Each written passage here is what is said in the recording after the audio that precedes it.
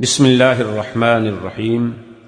منہج corporation Jeddah برائے production و ڈسٹریبیوشن آپ حضرات کی خدمت میں قصص الانبیاء کا مبارک سلسلہ پیش کرنے کی سعادت حاصل کر رہا ہے۔ اب آپ اس مبارک سلسلے کا چھٹا حلقہ سماعت فرمائیں۔ برادران اسلام، واجب الاحترام بزرگوں، دوستوں، بھائیوں، عزیز نوجوانوں، قصص الانبیاء علیہم الصلاۃ والتسلیم کے سلسلہ دروس میں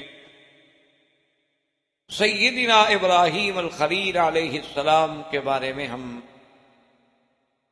درس میں آیات مبارکہ کی تلاوت کے بعد تشریح و تفصیل کر رہے تھے۔ سیدنا ابراہیم الخلیل علیہ السلام نے جب اپنی قوم سے، اپنے خاندان سے وقت کی مقتدرہ قوتوں سے ٹکر لی اور بتوں کو توڑ ڈالا، جو الحمدللہ آپ سن چکے، تو اتنی بڑی ناکامی کے بعد چاہیے تو یہ تھا کہ ان کو کچھ عقل آتی، چاہیے تو یہ تھا کہ وہ کچھ حقائق کو سمجھ لیتے، مسائل کو سمجھ لیتے کہ بھی جو ٹوٹ گئے ہیں وہ خدا کیسے ہو سکتے ہیں، یا خدا کے درمیان اور ہمارے درمیان واسطہ کیسے بن سکتے ہیں، جو اپنی حفاظت نہ کر سکیں وہ ہمیں کیا چھڑائیں گے۔ یعنی ان کو مسئلہ سمجھ آنا چاہیے تھا، لیکن بجائے سمجھ آنے کے جہالت میں اور دشمنی میں اور عداوت میں وہ اتنے آگے بڑھ گئے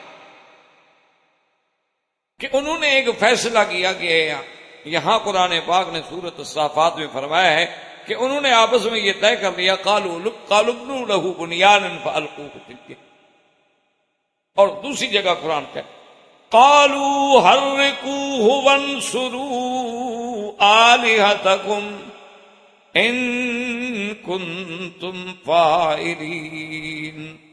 دوسری جگہ قرآن کہتا ہے کہ سب نے مل کے فیصلہ کیا کہ حضرت ابراہیم کو جلا دو۔ یہاں بھی قرآن نے دوسرے اسلوب میں بیان کیا کہ قالوا بنوا له بنیانا فالقوه فی الجحیم، انہوں نے کہا کہ ایک عمارت بنائے، ایک دیوار بنائے، جگہ بنائے، آگ جلائے، اس میں اس کو ڈال دیں، اس نعوذ باللہ آگ میں، تاکہ ابراہیم علیہ السلام جو ہے وہ جل۔ تو علماء کرام نے اور مورخین نے لکھا ہے کہ وہ ایک جگہ تھی حویہ، اس جگہ میں ایک ارض تھی، ارض صلبہ، یعنی خشک زمین، بالکل بنجر بیکار قسم کی زمین۔ تو 1 میل بئی ضرب 1 میل میں انہوں نے دیوار دی اور اس میں آگ کے لیے لکڑیاں جمع کرنی شروع کی، اور ان کی جہالت کا یہ عالم تھا کہ وہ، یعنی ان کی عورتیں، مرد منتیں مانتے تھے کہ میرا بچہ بیمار ہے، دکھ ہے، پریشانی میں مبتلا ہوں، خدا کرے ٹھیک ہو جائے تو میں ابراہیم کو جلانے کے لیے اتنی لکڑیاں ڈالوں گا۔ اصل بات یہ ہے کہ آپ ان واقعات کو، اللہ کے قرآن کے جو واقعات ہیں، یہ تاریخی قصے نہیں ہے کہ ہم پڑھیں اور گزر جائیں، یا ہم جیسے قصے کہانیوں کی کتابیں سرانے رکھ لیتے ہیں کہ یار نیند نہیں آ رہی، ذرا تھوڑا سا پڑھ لو۔ اللہ کا قرآن اس لیے نہیں ہے، اللہ کے قرآن میں عبر ہیں، مواعظ ہیں، تذکرہ ہے، ہدایات ہیں، کہ سب سے پہلے تو آپ اسی بات کو دیکھیں کہ بھی ایک دائی جب اللہ کی توحید کے لیے کھڑا ہوتا ہے تو اس کو کتنی تکلیفوں کا سامنا کرنا پڑتا ہے۔ آج اگر آپ اپنے محلے میں، اپنے علاقے میں، اپنے برادری میں توحید کی بات کریں، آپ کہتے ہیں جی شرارت ہو جائے گی، جھگڑا ہو جائے گا، بس گزر رہی ہے، بات نبھ رہی ہے، بس ٹھیک ہے، جب کسی کو اللہ چاہیں گے ہدایت دے دیں۔ آپ اگر کسی ایسے مقام پہ بیٹھے ہوں کہ آپ کے سامنے شرک ہو رہا ہو، آپ کے سامنے بت پرستی ہو رہی، آپ کے سامنے قبور پہ سجدے ہو رہے ہوں، آپ کے سامنے قبروں کا آ کے باقاعدہ چوما جا رہا ہو، طواف کیا جا رہا ہو، ہاتھ باندھ کے معتقدین کھڑے ہوں، الٹے پاؤں چل رہے ہوں، یا مزارات اولیاء پہ گانے بجانے مجرے قوالیاں ہو رہی ہوں، آپ جرت نہیں کریں گے حق بات کریں۔ اور پڑھا لکھا آدمی اس کو یہ سمجھتا ہے کہ جی آپ کو کیا پڑھی ہے، چھوڑیں جی، آپ اپنی بات کریں، چھوڑیں، دفع کریں، ٹھیک ہے، ہمیں کیا ہے، ہم کیوں خام خواہ جا کے مصیبت مول لے لیں۔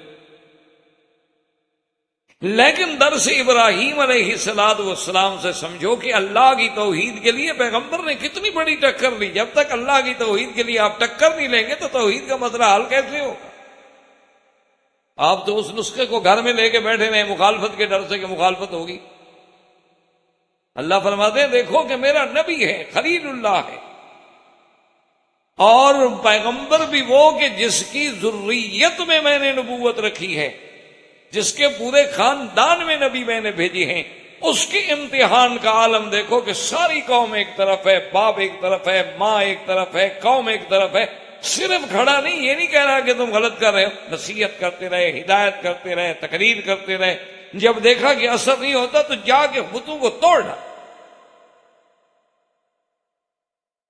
آپ اندازہ فرمائیں کہ اس وقت اس دائی پہ کیا گزری ہوگی جب ایک آدمی اکیلا کھڑا ہو اور ساری دنیا اس کے مخالف. اور اسی طرح ہمیں ان دروس سے یہ سبق ملتا ہے کہ جہالت کی حد دیکھو کہ بتوں کے پوجنے والے، پتھروں کے پوجنے والے خود کہہ رہے ہیں کہ بھئی یہ بولتے نہیں ہیں، یہ بول کے بتا بھی نہیں سکتے، اعتراف بھی کر رہے ہیں لیکن پھر چوم بھی رہے ہیں. یعنی اس سے بڑی کو بات ہوگی کہ اللہ کے قرآن نے ان کی کلام کو نقل کیا ہے نا کہ قالوا حرقوہ وانصروا آلہتکم، کیا وہ مل کے ہم ابراہیم کو جلاؤ اور اپنے خداؤں کی مدد کرو. خدا بندوں کی مدد کرتا ہے یا بندے خدا کی مدد کرتے ہیں؟ یعنی آپ اندازہ کریں کہ ایسے یعنی بودا خدا ہے کہ وہ بندوں کی مدد کا محتاج ہے، لیکن اس کے باوجود بھی قومیں کھڑی ہیں، عقیدہ وہی ہے. یہی عالم بعینہ ہی آج ہمارے مسلمانوں میں ہے کہ ہمارے کروڑوں مسلمان، کروڑوں، 1-2 لاکھ نہیں، کروڑوں مسلمان جو ہیں وہ قبروں پہ سجدے پہ اور قبر پرستی پہ اور قبروں پہ مانگنے میں مبتلا ہیں. حالانکہ ان کو پتا ہے کہ ان کو دفن ہم نے کیا ہے، ان کی قبریں ہم نے کھودی ہیں، ان پر روضے ہم نے بنائے ہیں، ان کے مدار ہم نے بنائے ہیں، یہاں پر مسجدیں ہم نے بنائی ہیں، ان سارا انتظامات ہم نے کیا ہے. تو سارے انتظامات ہم کر رہے ہیں، لیکن اب مشکل کشا وہ ہو گئے.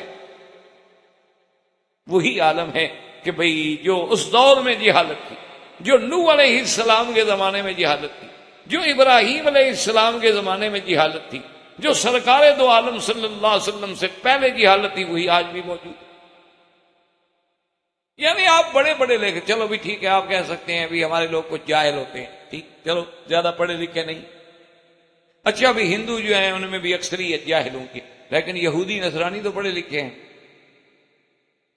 ان کا تو عام بندہ بھی جاہل نہیں ہوتا، ان کے ہاں تو تعلیم لازمی ہے. ان کو تو اب آپ انہی کے بارے میں دیکھ لیں کہ ان کے مذہب کا کیا عالم ہے کہ آپ 1 ہفتہ گناہ کرتے رہیں اور پادری کے سامنے آ کے اپنے گناہوں کا اقرار کر دیں، وہ معاف کر دے گا.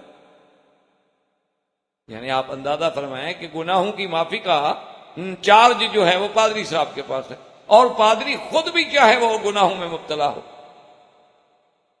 اور کتنا عجیب سا عقیدہ ہے کہ جی ہم صلیب کی اس لیے قدر کرتے ہیں، ہم نے گلے میں رکھی ہوئی ہے، ہم جیب پر نشان بناتے ہیں، گھر سے نکلنے سے پہلے ہم کراس کا نشان بناتے ہیں کہ عیسیٰ علیہ السلام کو جو صلیب دیا گیا نا اس کو ہم یاد کر رہے ہیں کہ عیسیٰ علیہ السلام جو ہے وہ سولی پہ چڑھ گئے اور ہمارے سارے گناہوں کا کفارہ کر گئے. وہ اللہ کے بندے جب سولی پہ چڑھ گئے، جو اپنی ذات کو نہیں بچا سکے تمہیں کیا بچائیں گے؟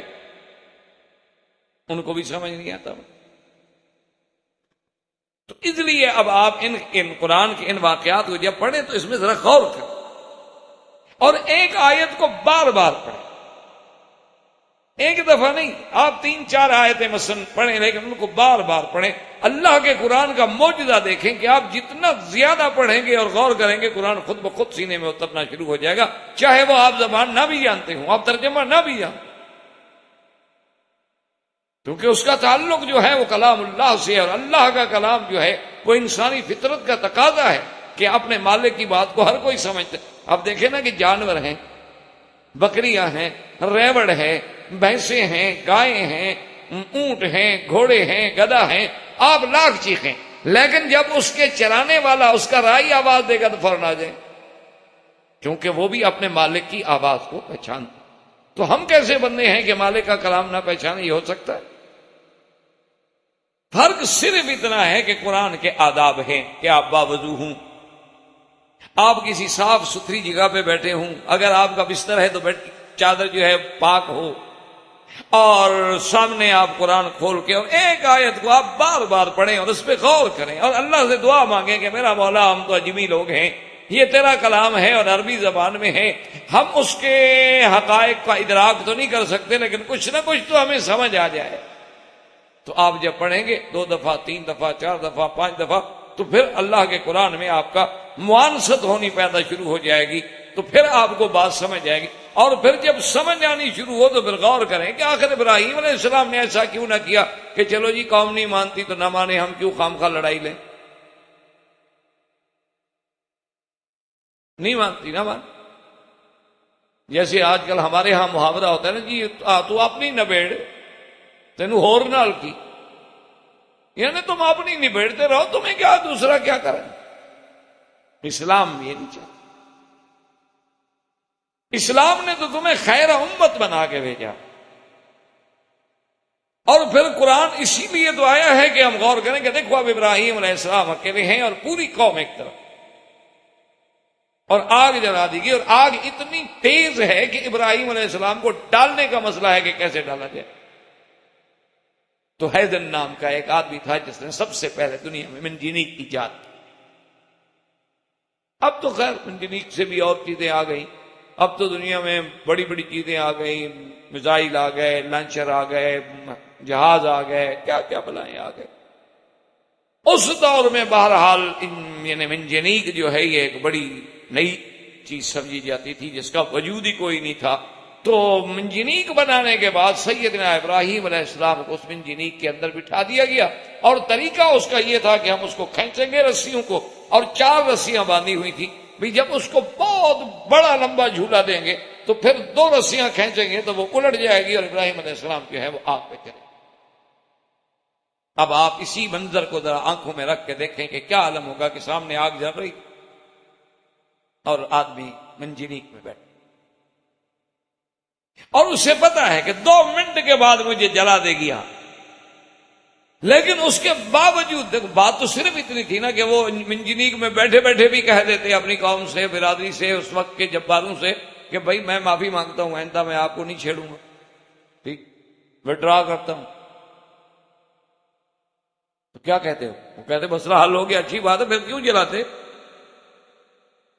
وہ تو خوش ہو جاتے کہ مسئلہ ہمارا حل ہو گیا. وہ کہتا دیکھو جی میں آپ کا علاقہ چھوڑ دیتا ہوں، میں اپنی بات واپس لے لیتا ہوں، آئندہ میں آپ کو اس موضوع پہ نہیں چھیڑوں گا، مہربانی، سوری. لیکن اللہ کا نبی اپنے مقام پہ بیٹھا کہ جب میں حق پر ہوں تو مجھے پھر ڈرنے کی کیا. جب میں ایک اچھا کام کر رہا، میں اللہ کی توحید کا اس بات کر رہا، میں شرک کو بٹا رہا ہوں، میں قوم کو جہنم سے نکال رہا ہوں، بچانے کی کوشش کر، پھر مجھے کیوں ڈر. سیدنا ابراہیم علیہ السلام جب بیٹھے تو بعض روایات میں آتا ہے کہ آپ نے یہ پڑھا کہ سبحانک اللہم و بحمدک لا الہ الا انت. اور اللہ کے فرشتے جو ہیں وہ اللہ کی درگاہ میں عرض کرتے ہیں کہ مولا تیرا خلیل ہے، تیرا محبوب ہے، بندہ ہے، نبی ہے، اور تیری توحید کے لیے آگ میں ڈالا جا رہا ہے، آپ مہربانی کریں ہمیں حکم فرمائیں. اللہ نے فرمایا ملائکہ اجازت، جاؤ میرے خلیل کی مدد کر. تو ملک الجبال آیا، ملک الصحاب آیا، ہر فرشتہ آیا جس کی مدبرات امر، جس کی جہاں جہاں ڈپٹی ہے. انہوں نے کہا خلیل اللہ مہربانی کرو، ہمیں حکم دو، ہم بارش برسا دیتے، ہم دونوں پہاڑوں کو ملا دیتے ہیں، ہم یہ آگ اٹھا کے ان پہ الٹ دیتے ہیں. فرمایا کہ تمہاری مجھے کوئی میں تم سے مدد نہیں لینا. اچھا اگر زندہ ایک دوسرے کی مدد کرے تو یہ کوئی شرک بھی نہیں، کفر بھی نہیں، منع بھی نہیں، آپ میری مدد کریں، میں آپ کی مدد. لیکن مقام خلیل یہ ہے کہ وہ کہتا ہے نہیں، حالانکہ اس کو پتا ہے کہ فرشتے اللہ کے منشے کے بغیر، اللہ کے حکم کے بغیر میرے پاس آ سکتے ہیں، اللہ اجازت نہ دے تو فرشتہ کیسے آئے گا. لیکن کہتے ہیں کہ لا اما الیکم فلا، تم لوگوں کی مجھے ضرورت. اس کے بعد جبریل علیہ السلام آتے ہیں. جبریل علیہ السلام آگے عرض کرتے ہیں کہ خلیل اللہ، میں تو آپ کا اور اللہ کے درمیان میں واسطہ ہوں، ہمیشہ وحی لے کے آنے والا، ہر نبی کی خدمت میں حاضر ہونے والا، اور آپ جانتے ہیں کہ اللہ نے مجھے کتنی قوتوں اور طاقتوں سے نوازا ہے، آپ مجھے فرمائیں میں آپ کی کیا خدمت کر سکوں؟ فرمایا اما الیک فلا حاجت لی، آپ کی بھی مجھے ضرورت نہیں۔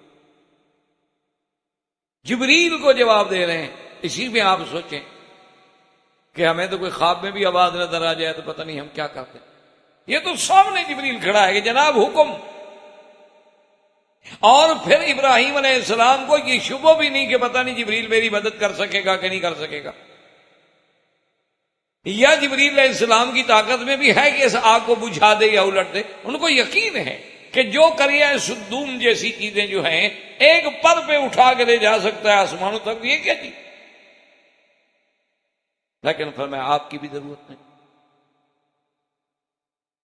اور بعض علماء مفسرین نے یہ بھی لکھا ہے کہ جبریل علیہ السلام نے عرض کیا، اس نے کہا ابراہیم الخلیل کم از کم اپنے اللہ سے تو مانگو، اس سے تو مانگ لو۔ تو سیدنا ابراہیم الخلیل مسکرائے اور فرمایا کہ جبرائیل مجھے یہ بتاؤ میرے اللہ کو پتا ہے یہ ہو رہا ہے جو کچھ؟ انہوں نے کہا پتا ہے۔ انہوں نے کہا اللہ کے حکم کے بغیر آگ جل سکتی ہے؟ انہوں نے کہا نہیں جل سکتی۔ تو اس نے کہا اللہ میاں اگر ہمیں جلانے پر راضی ہیں تو ہم بھی جلنے پہ راضی ہیں۔ الخلیل راض اللہ حکم الجلیل، ہم تو اپنے رب جلیل کے ہر منشے پہ راضی ہیں، اگر ان کا فرمان اور ان کا منشا یہ ہے کہ ہم جل جائیں تو بس ٹھیک۔ ایک عجیب بات ابراہیم علیہ السلام نے کی جس کا کتابوں میں ذکر ہے، عجیب بات انہوں نے کی ہے۔ کہتے ہیں کہ اللہم انت واحد فی السماء وَأَنَا وَاحِدٌ فِي الْأَرْضِ أَعْبُدُكَ، میرا اللہ یہ منظر عجیب ہے، تو اپنے ملک میں آسمانوں میں اکیلا ہے، اور آج زمین میں میں بھی اکیلا ہوں، تیری عبادت کرنے والا اور کوئی نہیں،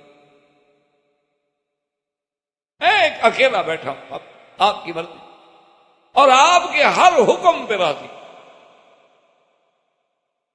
اس کے بعد جب کفار نے حکم دیا اور فیصلہ کیا کہ منجینیق سے پھینکے، تو اللہ پاک فرماتے ہیں کہ پھر ہم نے بھی فرشتوں کو نہیں کہا کہ جائیں، ہم نے بھی پھر براہ راست حکم جاری کیا، جس کو قرآن نے سورۃ صافات میں ذکر فرما دیا ہے، اور دوسری آیت میں بھی فرمایا کہ قُلْنَا يَا نَارُ كُونِي بَرْدًا وَسَلَامًا عَلَىٰ إِبْرَاهِيمَ۔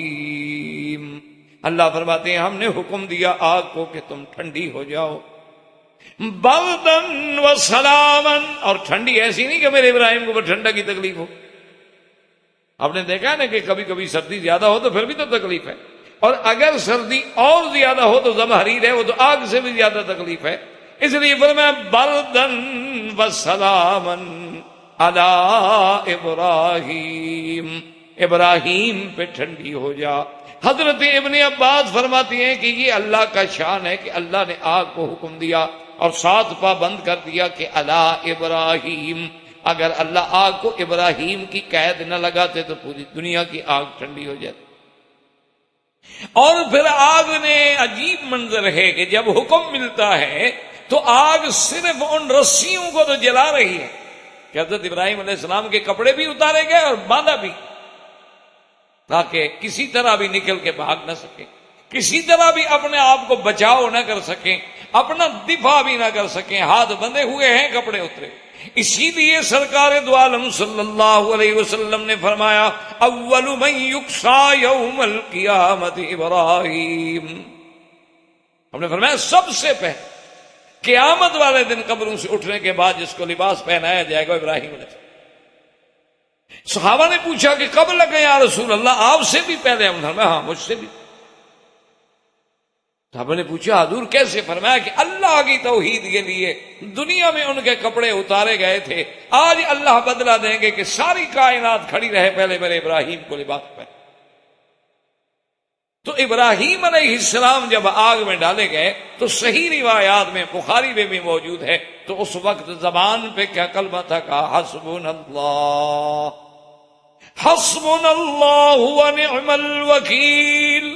اور یہی وہ کلمہ ہے جو میرے محبوب نے، سرکار دو عالم نے اور صحابہ نے جنگ احد کے موقع پہ کہا تھا کہ جب ان کو خبر دی گئی کہ ان الناس قد جمعوا لکم فاخشوہم فزادهم ایمانا وقالوا حسبنا اللہ ونعم الوکیل فانقلبوا بنعمت من اللہ وفضل لم یمسسهم سوء. صحابہ نے بھی اور حضور نے بھی احد میں کیا پڑھا تھا کہ حسبنا اللہ.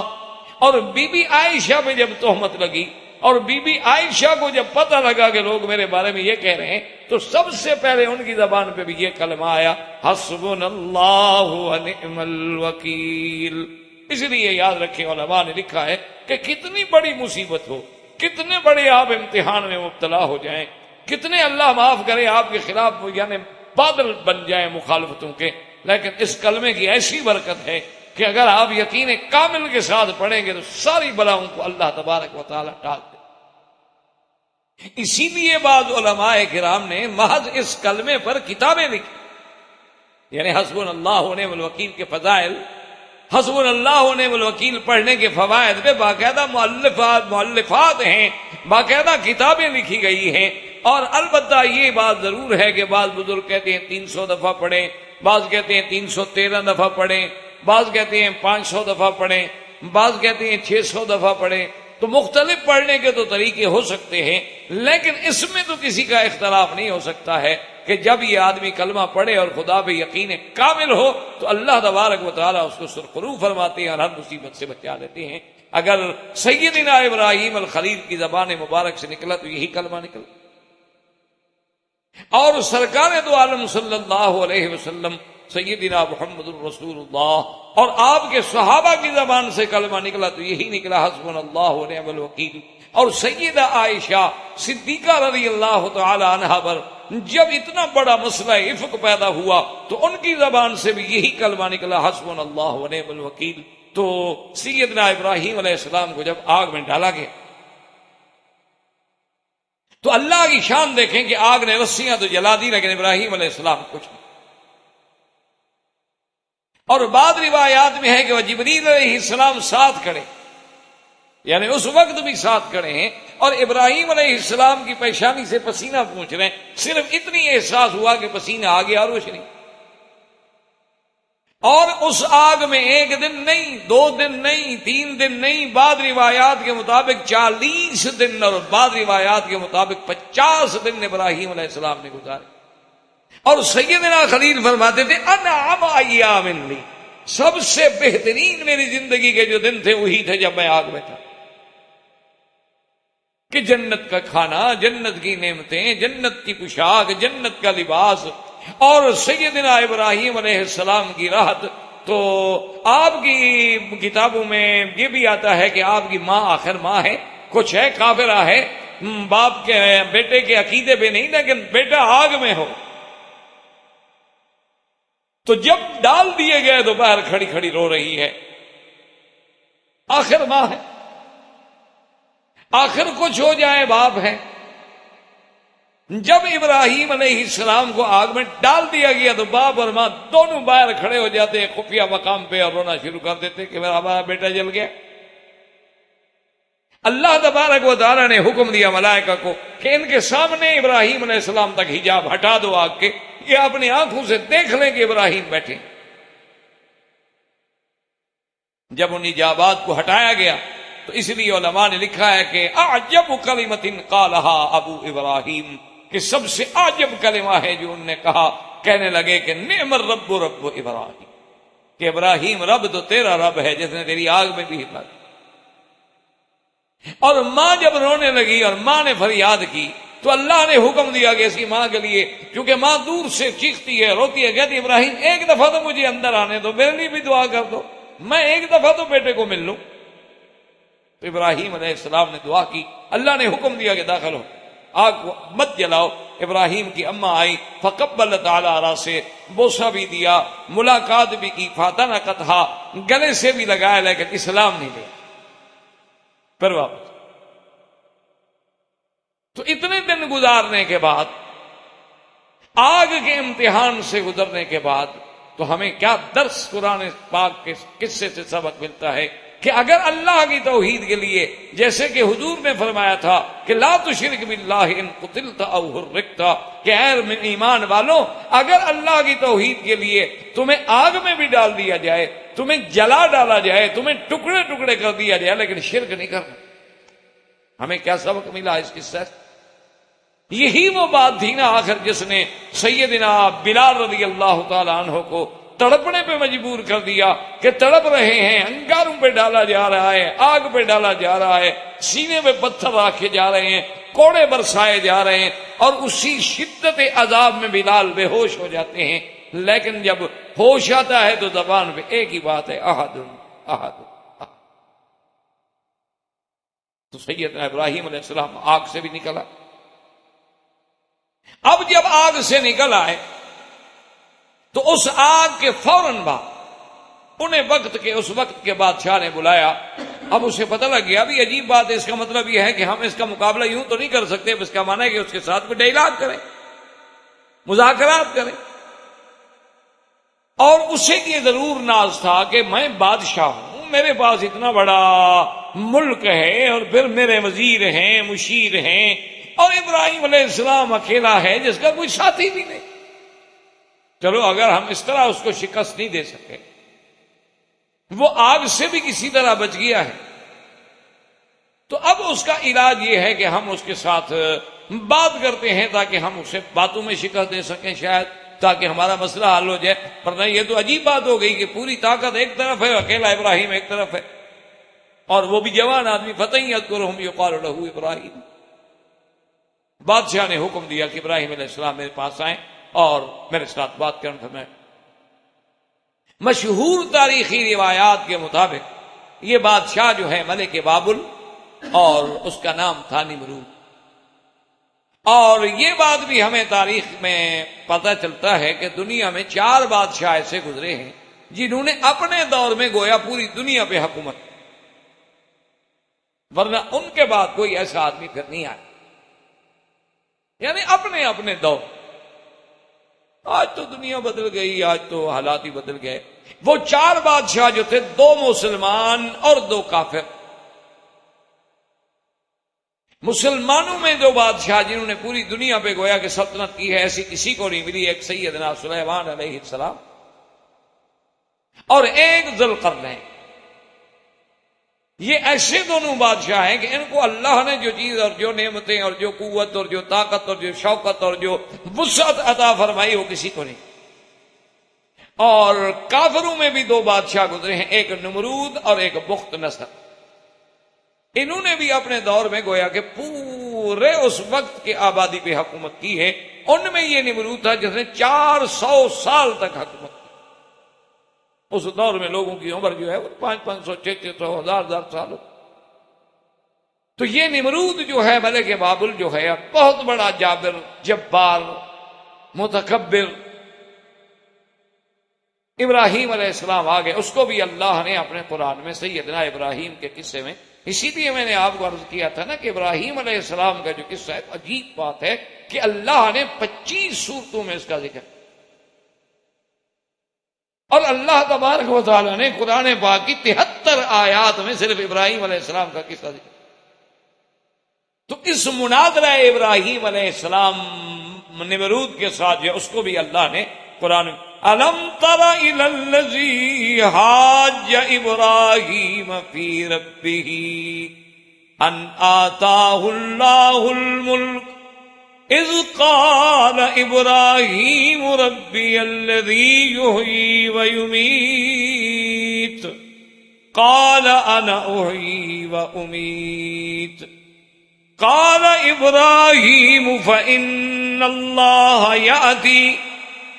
فإن اللہ یأتی بالشمس من المشرق فأت بها من المغرب فبہت الذی کفر واللہ لا یہدی القوم الظالمین۔ اللہ فرماتے ہیں کہ میرے نبی علم تر الی الذی، یعنی علم تعلم، رؤیت جو ہے یہاں علم کے معنی میں ہے کہ میرے محبوب آپ کو علم ہے کہ ابراہیم علیہ السلام کا جو بادشاہ ہے وقت کے ساتھ مناظرہ ہو، وہ بادشاہ کون تھا؟ نمرود. اور مناظرہ جب ہوا تو نمرود نے بھی دعویٰ کیا تھا کہ میں بھی خدا ہوں. ابراہیم علیہ السلام نے کہا کیسے تم خدائی کا دعویٰ کرتے ہو؟ خدا تھوڑے ہو تم. میں کہا کیوں؟ تم مجھے خدا نہیں مانتے؟ نہیں. تمہارا خدا کون ہے؟ کہا ربی الذی یحیی و یمیت. میرا رب تو وہ ہے جو جلاتا بھی ہے جو مارتا بھی ہے. اب بادشاہ ہے، کہتا ہے انا احیی و امیت. کہتا ہے ابراہیم علیہ السلام اگر رب کی یہ صفت ہے کہ مارتا ہے اور جلاتا ہے تو یہ تو میں بھی کر سکتا ہوں. کیسے کر سکتے ہو جی؟ 2 قیدیوں کو جیل سے بلا لیا جن کے بارے میں سزا ہے، ایک کے بارے میں سزا ہے موت کا فیصلہ ہو چکا تھا اور ایک کو ابھی سزا نہیں ہوئی تھی. دونوں کو بلا لیا اور جس کو سزا موت ہوئی تھی کہا جاؤ میں نے تمہیں بری کیا، اور جس کو نہیں ہوئی تھی کہا اس کو قتل کر دو. کہا دیکھو ابراہیم علیہ السلام میں نے دیکھو نا اس کو سزا موت ہوئی تھی، گویا مر گیا، میں نے جلا دیا. ابراہیم علیہ السلام سمجھ گئے کہ ایک تو یہ کودن ہے، اس کو بات ہی سمجھ نہیں آئی کہ میں نے کیا کہا ہے اور یہ کیا کہا ہے. بھائی مارنا اور جلانا یعنی کسی چیز کو زندہ کرنا، جلانا، اس میں حیات ڈالنا کہ بندہ کچھ نہیں، لیکن اللہ نے ایک بچے کو پیدا کر دیا، یہ احیا ہے. اور پھر اس کو موت دینا، یہ کہے کہ قیدی کو چھوڑ دینا ہے، کسی کو سزا موت دے دینا. ایسے تو پھر ایک عام بچہ جو ہے وہ بھی کبھی تلوار لے کے نکر میں کھڑا ہو جائے، گزرے اس کو مار ڈالے، ہو گیا میں بھی خدا ہوں اس لیے کہ میں نے مار دیا. یہ کیا بات؟ اس طرح تو سانپ بھی کسی کو ڈنگ مار کے مار دے تو سانپ بھی خدا ہو گیا. ہر زہریلی چیز جو ہے وہ کسی کو مار دے وہ بھی سانپ، وہ بھی خدا ہو گیا. اچھا شیر آئے دیکھے بندہ کھڑا ہے، اچھا جی نہیں کھاتے، واپس چلا جائے، بچا دیا، اس نے بھی بچا دیا. یہ کیا بات؟ تو حضرت ابراہیم علیہ السلام سمجھ گئے کہ یہ کرسی پر تو بیٹھا ہے کودن. عقل ہوتی تو کوئی خدا بنتا بڑا بندہ. اگر عقل ہوتی تو کوئی آدمی خدائی کا دعویٰ کر سکتا ہے. جو صبح شام لیٹرین میں اپنی گندگی پہ بیٹھتا ہو وہ بھی خدا ہوتا ہے. اسی لیے حضرت علی رضی اللہ تعالی عنہ نے کیا بات فرمائی ہے، اللہ ان کی شان کو اور زیادہ بلند فرمائے رضی اللہ عنہ وارضاہ. فرماتے تھے کہ مجھے تو سمجھ نہیں آتی کہ انسان کیسے تکبر کرتا ہے اور کیسے اکڑتا ہے اور بڑا بنتا ہے. اولہ نطفۃ وآخرہ جیب. فرماتے تھے کہ اس کی ابتدا کیا ہے؟ گندا پانی، بدبودار، مہین، حقیر، کپڑے کو لگ جائے تو آدمی کو نیند نہ آئے رات. اور آخر انجام کیا ہے؟ جیفا، یعنی مر جائے اس کو رکھ دو. کتنے دن رکھیں گے آپ تلاجے میں نہ رکھیں، ایسے رکھ کے دیکھ لیں کہ چلو جی ہمیں ابا سے پیار ہے، 2-4 دن رکھتے ہیں گھر میں. سارا محلے والے آ جائیں ڈنڈے لے کے کہ جی نکالو، کیا بدبو ہو گئی، کیا عذاب آ گیا. تو فرمایا اول جس کا نطفہ ہے اور انتہا جس کی جیفا ہے وہ کیسے اکڑتا ہے اور تکبر کرتا ہے کہ میں اور میں کس بات کی. اور ایک اور جگہ فرماتے ہیں حضرت علی رضی اللہ تعالیٰ عنہ، فرماتے اولہ نطفۃ، ابتدا کیا ہے؟ نطفہ. اور درمیان کیا ہے؟ فرماتے ہیں ساری زندگی پیٹ میں اٹھا کے کیا پھر رہا ہے؟ گندگی، گزرا. اور موت کے بعد کیا ہے؟ جیفا. تو اکڑ کس بات. اور اسی طرح سیدنا علی رضی اللہ تعالیٰ عنہ نے ایک عجیب بات فرمائی ہے. سیدنا علی عجیب بات کیسے نہ کریں جو دنیا کا اللہ کے نبی کے بعد تیسرے نمبر پہ خطیب گزرے ہیں. سیدنا علی تیسرے نمبر کا خطیب ہے پوری دنیا میں اللہ کے نبی کے بعد. اتنا بڑا آدمی ہے، اتنا پڑھا لکھا آدمی ہے. تو سیدنا علی رضی اللہ تعالیٰ عنہ فرماتے تھے کہ مجھے حیرت ہوتی ہے انسان کے تکبر کرنے کے بعد، جناب میں ایسا اور میں افسر اور میں. بھئی اللہ نے انسان بنایا ہے تو تواضع اختیار کرو، انکساری اختیار کرو، عزت اختیار کرو، تاکہ اللہ تمہیں اور شان دے، اللہ تمہیں اور عظمت دے، اللہ تمہیں اور عزت دے. تم جتنی جھکو گے اور اٹھو گے. آپ نے دیکھا ہے نا کہ جس درخت پہ، جس شاخ پہ ثمر لگا ہوا وہ شاخ ہمیشہ جھک، اور جس درخت پہ کچھ نہ ہو ٹنڈ منڈ کھڑا ہوگا اکڑ کے. دیکھ لیں آپ جا کے، ہر وہ شاخ جس پہ ثمر لگا ہو جھک جائے، اسے لازماً جھکنا. تو حضرت علی رضی اللہ تعالی نے کیا جی بات فرمائی. فرمایا مجھے حیرت ہے کہ انسان سب سے اعلیٰ غذا انسان کی کیا ہے؟ شہد. اور فرمایا وہ شہد کیا ہے؟ ایک کیڑے کا فضلہ ہے، گندگی ہے کیڑے کی. شہد کی مکھیاں گندگی نکالتی ہیں نا، وہی تو شہد ہے. اور کیا ہوتی ہے؟ کھاتی ہیں، جو نکالا وہ شہد ہے. کہا اس کی اعلیٰ ترین غذا جو ہے وہ ایک مکھی کا گند ہے. اور کہنے لگے اس کا اعلیٰ ترین لباس کیا ہے جی؟ فلاں آدمی بڑا آدمی ہے جی، ریشمی کپڑے پہنتا ہے. ریشم کیا ہے؟ کیڑے کا گند ہے. فرمایا اس کا اعلیٰ لباس کیا ہے؟ وہ بھی کیڑے کی گندگی. اعلیٰ خوراک کیا ہے؟ وہ بھی کیڑے کی گندگی. اور خود اٹھا کے کیا پھر رہا ہے؟ وہ بھی گندگی. مرنے کے بعد کیا بن جانا ہے؟ وہ بھی گندگی. اور اس کے بعد بھی کہے کہ میں خدا ہوں. اس لیے سیدنا ابراہیم علیہ السلام سمجھ گئے کہ کرسی پہ بیٹھا ہے، اور معلوم ہوتا ہے کہ حضرت جو ہیں اس کو تو سمجھ ہی نہیں. عجیب بادشاہ. اچھا ویسے خیر بادشاہ ہوتے ایسے ہیں، اللہ ماشاء اللہ. ہمارے یہاں تو عام محاورہ ہے، کہتے ہیں نہیں بادشاہ ہے جی، بادشاہ آدمی. کیا مانا؟ یعنی کچھ نہیں سمجھتا بادشاہ، اس لیے محاورہ ہو جاتا. کیوں؟ اصل وہ سمجھتے اس لیے نہیں کہ سمجھنے والے اور لوگ ہوتے ہیں نا، تو ان کی اپنی سمجھ پھر کام کرنا چھوڑ دے. وہ ہمارے یہاں ایک نواب آپ بہالپور تھے، انہوں نے اپنے مشیر کو حکم دیا کہ کچھ مجسٹریٹ بھرتی کرنے ہیں اور کچھ ان کے ریڈر اور کچھ کلرک کو. انہوں نے کہا ٹھیک. تو وہ مشیر صاحب نے جب بھرتی کی نا جی ماشاءاللہ، جو بی اے ایم اے تھے ان کو تو بنایا ریڈر اور کلرک، اور جو میٹرک پاس اور مڈل پاس تھے ان کو بنا دیا مجسٹریٹ. اب جناب وہ سارے اسٹیٹ میں بڑی عجیب سی بات ہو گئی کہ یہ اچھا مشیر ہے. بھئی ایک آدمی بیچارے نے ایم اے کیا ہے، وہ تو بنے گا کلرک اور ریڈر، اور جو میٹرک پاس ہے یا مڈل پاس ہے وہ بن گیا ہے جناب مجسٹریٹ. نواب آف بہالپور کو شکایت کی گئی کہ حضرت یہ کیسی بھرتی ہے، یہ تو دنیا کا کوئی نرالا نظام ہم نے دیکھا ہے. تو نواب صاحب نے اس کو بلایا، کہا مشیر صاحب یہ آپ نے کیا حرکت کی؟ اس نے کہا سائیں مجسٹریٹ نے تو سنانا ہوتا ہے، فیصلہ لکھنا تو انہوں نے ہوتا ہے، یہ پڑھے لکھے ہونے چاہیے، اس کے پڑھے لکھے ہونے کی کیا ضرورت ہے؟ اس نے کہا سائیں ویسے آپ کی مرضی ہے، صاحب نے تو صرف منظور نامنظور کرنا ہوتا ہے، اس نے نہ لکھنا ہے نہ اس نے شہادتیں قلم بند کرنی ہے، اس نے تو آرڈر سنانا ہے، سنانے کے لیے مڈل پاس ہی کافی ہے. تو اس لیے جب یہ عالم ہو، آج میں پڑھ رہا تھا ایک آدمی کا کہ وہ نوکری ڈھونڈنے کے لیے حضرت تشریف لائے ایک اسکول کے پرنسپل، کالج کے پرنسپل کے پاس کہ چوکیدار کی جگہ خالی ہے مجھے وہ دے دو. تو اس نے کہا کچھ پڑھے لکھے؟ اس نے کہا کہ نہیں. اس نے کہا دستخط تو کر لیتے؟ اس نے کہا نہیں جناب میں تو انگوٹھا لگاتا. اس نے کہا پھر میں نوکری نہیں دیتا، نہ دی. وہ جناب یونین کونسل کا الیکشن لڑا، چیئرمین بن گیا. ڈسٹرکٹ کونسل کا الیکشن لڑا، ڈسٹرکٹ کونسل میں آ گیا، بنتے بنتے منسٹر بن گیا. اور ایز اے وزیر اسی کالج کا وزٹ کرنے کے لیے آیا. پرنسپل سارے لائن لگے ہوئے ہیں، وزیر صاحب آ رہے ہیں. تو سارا دورہ بھگتنے کے بعد جب جانے لگے تو پرنسپل کو بات تو یاد تھی نا، تو اس نے ایسا ایسا کہا. اس نے کہا جناب کاش کہ آپ کچھ پڑھے لکھے ہوتے تو پتہ نہیں آپ کہاں پہنچتے. اس نے کہا پھر آپ کا چپراسی ہوتا.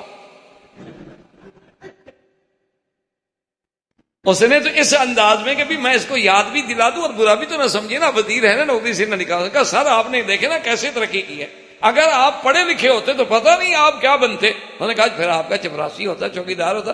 شکر ہے میں پڑھا ہوا نہیں تھا. تو جب یہ عالم ہو تو اس لیے ابراہیم علیہ السلام کو بات سمجھ آئی. انہوں نے کہا یہ تو سمجھا ہی نہیں، عجیب آدمی ہے، ایک قیدی کو چھوڑ دو بس میں مارتا ہوں جلاتا ہوں. تو اب ابراہیم علیہ السلام نے فرمایا کہ میں ایسی بات کروں ایک تو عامت الناس کو بھی سمجھ آئے. اس لیے علماء نے لکھا ہے کہ یہ بھی ہمیں درس ملتا ہے انبیاء سے کہ جب مناظرہ کر رہے ہو یا مقابلہ کر رہے ہو یا باطل کے ساتھ ٹکر لے رہے ہو تو ایسی بات کرو جو عامت الناس کو سمجھ. عامت الناس کے سمجھ میں اگر بات نہ آئے، جیسے حضرت حسین علی صاحب رحمۃ اللہ علیہ کا اور حضرت پیر مہر علی شاہ صاحب رحمۃ اللہ علیہ کا ایک مسئلے پہ مناظرہ ہو گیا. دونوں اپنے وقت کے جید عالم تھے. تو جب مناظرہ ہوا تو حضرت مولانا حسین علی صاحب نے قرآن کی ایک آیت پڑھی تو اس کا ترجمہ بیان فرمایا. تو پیر صاحب نے فرمایا کہ حضرت پہلے یہ بتائیں کہ یہ کون سی کلی ہے. تو حضرت غصے میں نے کہا پیر صاحب کیا کہہ رہے، یہ کلی جزی کہاں سے نکل آئی، میں قرآن پڑھتا ہوں تم کلیاں نکال کے بیٹھے ہو. تو اس لیے بات یہ ہے، آپ کو کلی جزی ایک باریک سی ایک علمی اصطلاح ہے، عام لوگوں کو کیا پتا کہ کلی کیا ہے جزی کیا ہے. ذاتی کیا ہے، حقیقی کیا ہے، عطائی کیا ہے، حکمی کیا ہے، ان کو کیا پتا ہوتا ہے ان مصطلحات کا؟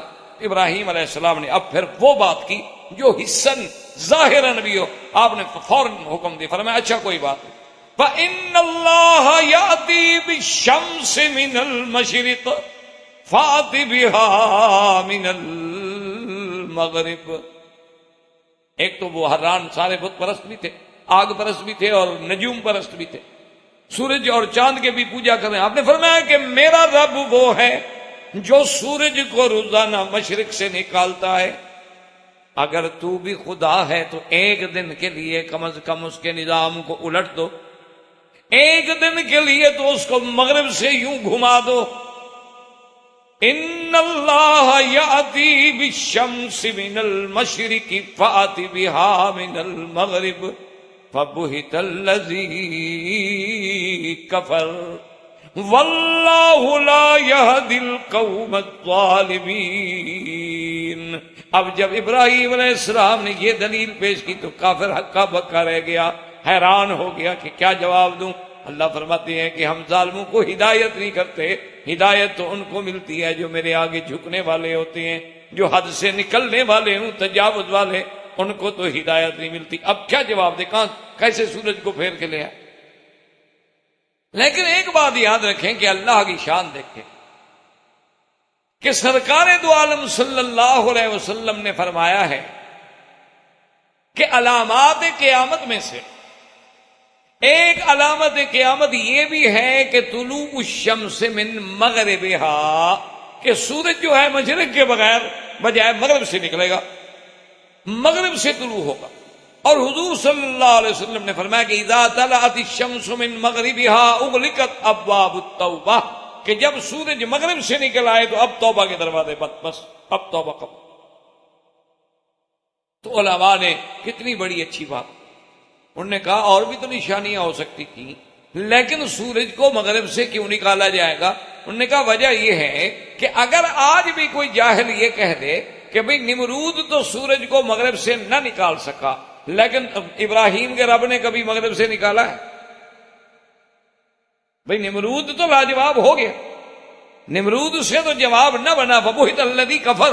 لیکن اگر آج بھی کوئی بدبخت، کوئی کافر، کوئی ہندو، کوئی یہودی یہ کہہ دے کہ چلو جی نمرود نہ نکال سکا لیکن ابراہیم علیہ السلام کے خدا نے کبھی نکالا، تو معلوم یہ ہوتا ہے کہ اس کی تو روٹین ایسی ہے کہ اس کو کوئی بھی نہیں چھیڑ سکتا۔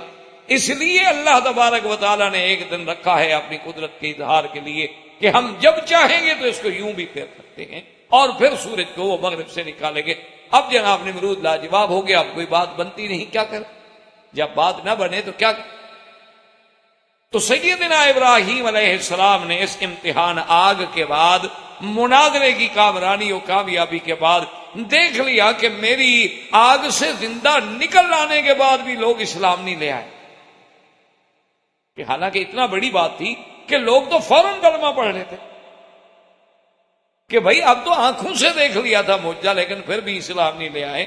اور اتنی بڑی مجلس میں بادشاہ اور اس کے تمام پڑھے لکھے عاجز ہو گئے اور پریشان ہو گئے، میرے دلائل کا جواب نہ دے سکے، پھر بھی کوئی مسلمان نہیں ہوتا، تو پھر ایسی قوم کے ساتھ رہنے کا کیا فائدہ ہے؟ فرمایا انی مہاجر الی ربی، چلو ہجرت۔ اب ہم یہاں، اور جب حضرت ابراہیم علیہ السلام نے ہجرت کی ہے تو آپ کے ساتھ کون ہے؟ صرف لوط علیہ، صرف لوط علیہ السلام، اور وہ بھی ابن اخی ہیں، آپ کے عزیز ہیں، رشتہ دار ہیں، صرف ایک لوط علیہ السلام، فآمن لہ لوط، صرف ایک آدمی ایمان لے۔ تو اس درس میں بھی ہمیں یہ سبق ملتا ہے کہ کسی جگہ تم اللہ کی توحید بیان کر رہے ہو، عقیدہ بیان کر رہے ہو، محنت کر رہے ہو، یہ نہ گھبراؤ، اگر ایک آدمی بھی مسلمان ہو جائے ٹھیک ہے، اللہ کا نبی ہے، خلیل ہے، لیکن ایمان لانے والا ہے۔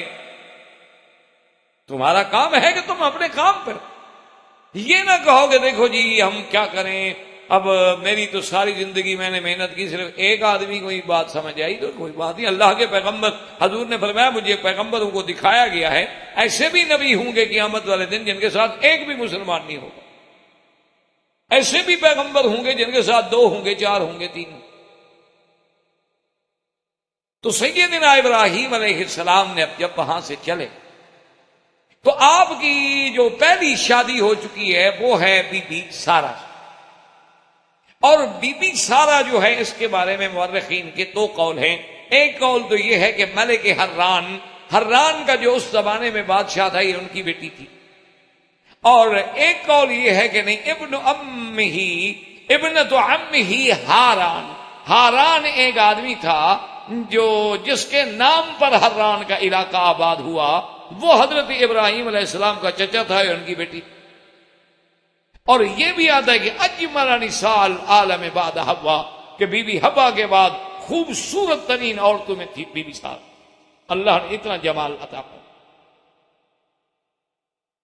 اب سیدنا ابراہیم علیہ السلام، سیدنا ابراہیم الخلیل علیہ السلام اپنی بی بی سارا کے ساتھ ہجرت فرما کے شام کی طرف جا رہے ہیں۔ یہاں بھی یاد رکھ لیں کہ دو قول ہیں کہ آپ نے جب ہجرت کی من ارض بابل تو کدھر گئے؟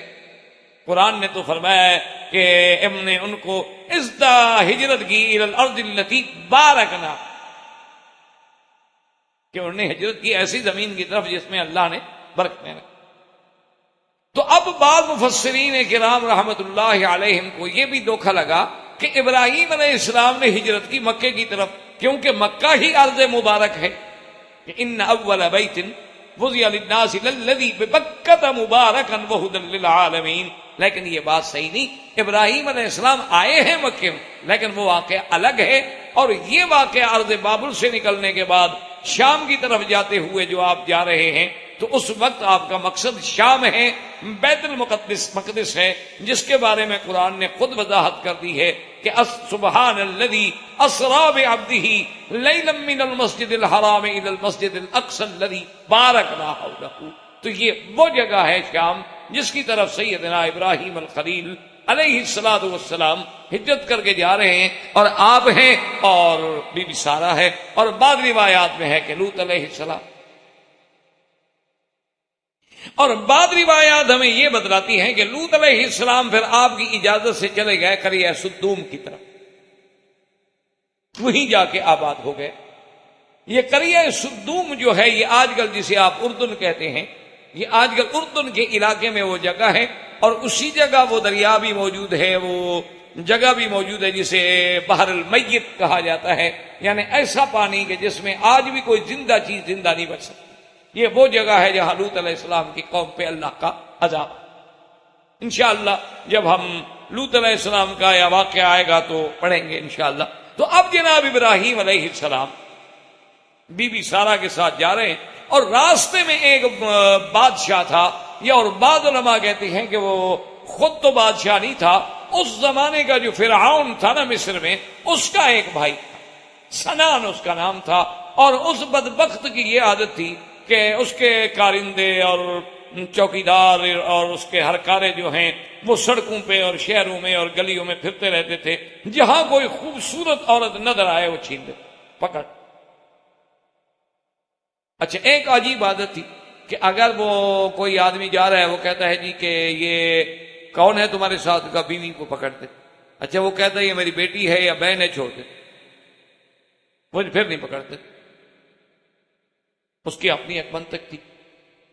اللہ عالم چونکہ وہ بد کردار آدمی تھا، سوچتا ہے کہ بھئی کسی کی بیٹی ہے، بہن ہے، غیر شادی شدہ ہو، پھر آگے نسل کا مسئلہ ہے اور میں بادشاہ ہوں، اس لیے چلو کوئی شادی شدہ ہو تو الزام کم لگے گا اور بات نہیں ہوگی کوئی ایسی بات، ہو سکتا ہے بہرحال جو بھی اس کی خیالات گندے دماغ میں ہوں۔ تو اب بھی سارا اور ابراہیم علیہ السلام جا رہے ہیں، اس کو اطلاع مل گئی کہ بھئی آج تو آپ کے علاقے سے ہم نے دیکھا ایک ایسی عورت گزر رہی ہے کہ مارا عین احسن منہا، ہم نے تو پوری دنیا میں اتنی خوبصورت عورت نہیں دیکھی۔ اس کے آدمی پکڑنے کے لیے آ گئے، ابراہیم علیہ السلام سے پوچھا کہ من ہادی، کون ہے؟ انہوں نے کہا اختی، بہن۔ انہوں نے کہا اچھا جو بھی ہے، ہم نے بادشاہ کے پاس لے جانا۔ تو ابراہیم علیہ السلام نے فرمایا سارا سے کہ دیکھو اپنا، اب جو میں نے کہا ہے تم نے بھی وہی کہنا ہے، کیونکہ نہیں سارا آنا وان تھی، اس وقت پوری زمین پر اس وقت اللہ کے نام لینے والے یا تو ہے یا میں، اس وجہ سے اخوت دینی تو موجود ہے نا، انما المؤمنون اخوۃ، ہر ایمان والا بھائی ہوتا۔ انہوں نے کہا تو سارا کو لے کے جب وہ چلے گئے، اور اس وقت کے اس بادشاہ نے جب سارا کا جمال دیکھا تو وہ حیران ہو،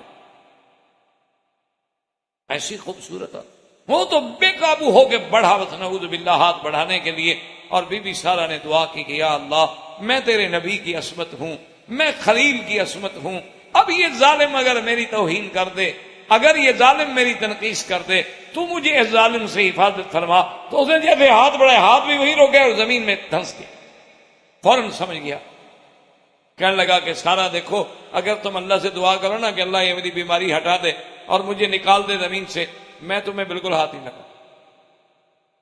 انہوں نے کہا ٹھیک ہے۔ حضرت بی بی صاحب نے دعا کی، ٹھیک ہو گیا۔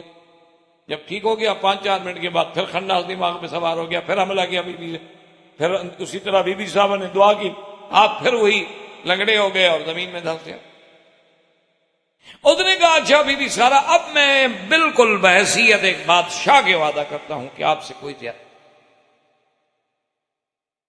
بی بی سارا نے پھر دعا کی اور وہ ٹھیک ہو گیا۔ جب ٹھیک ہوا تو اس نے حکم دیا کہ بی بی ہاجرہ، بعض علماء فرماتے ہیں کہ یہ اس کے ہاں کنیز تھی، لیکن اصل میں وہ بھی کسی بادشاہ کی بیٹی، وہ بھی کنیزہ نہیں۔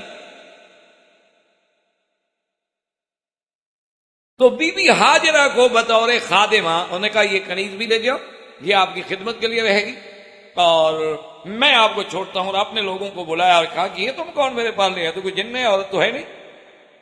انہوں نے کہا جی ہم نے تو دیکھا خوبصورت ہے، میں کیا پتا۔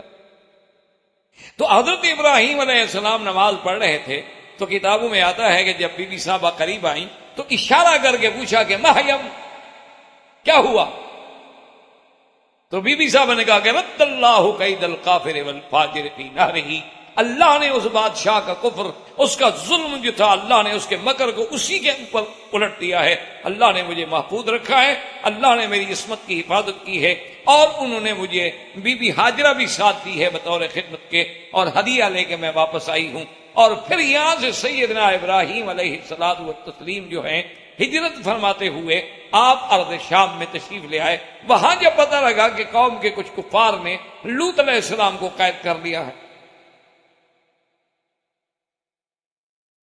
تو سیدنا ابراہیم الخلیل علیہ السلام جو ہیں اس دور میں 313 اور بعض روایات میں ہے کہ 318 آدمی لے کر وہاں پہنچے، اور حضرت لوط علیہ السلام کو ان کے پنجے سے چھڑایا اور عزت و احترام کے ساتھ لے کے آئے، اور اس کے بعد ان کو مستقلاً قریہ سدوم میں بھیج دیا گیا، اور آپ نے اپنا مقر اور مستقر جو ہے وہ ارض شام کو بنا لیا، اور وہیں پر آپ نے ایک بہت بڑی عظیم عبادت گاہ، ایک قبہ بھی بنایا، جسے آج کل صخرہ کے ساتھ جو قبہ ہے کہتے ہیں، یہ بھی اس کا بانی جو ہے وہ سیدنا ابراہیم الخلیل علیہ السلام ہے۔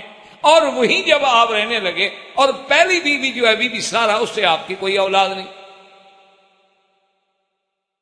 اس سے حضرت کی کوئی،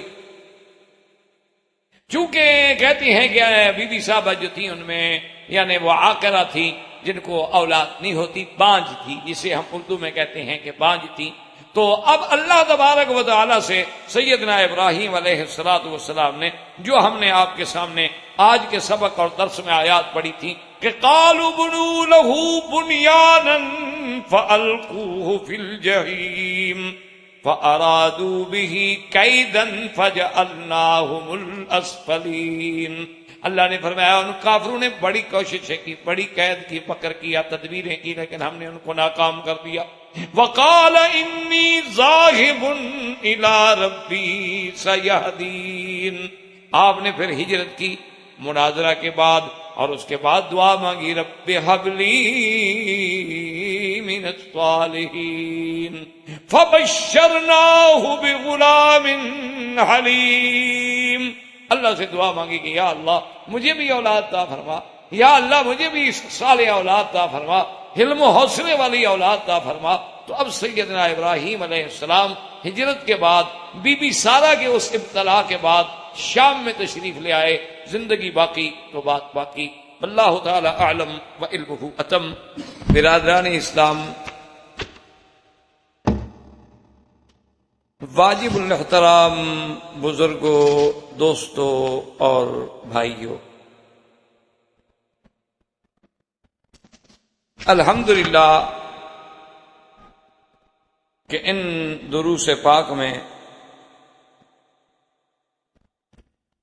جن کا تعلق قصص الانبیاء علیہم الصلاۃ والتسلیم سے ہے، ہم سیدنا ابراہیم الخلیل علیہ الصلاۃ والسلام کے قصہ مبارک کے بارے میں پڑھ رہے تھے اور سن رہے.